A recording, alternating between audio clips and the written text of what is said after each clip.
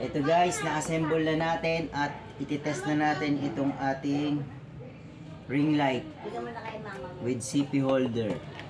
Itatry natin siya sa power bank. Kinonect lang natin siya sa power bank. Ito yung sample, wala pang ilaw. So buhayin na natin siya. May remote siya guys. Oh. Pwede natin pahinain. Ang linaw na. Oh, patayin ulit natin.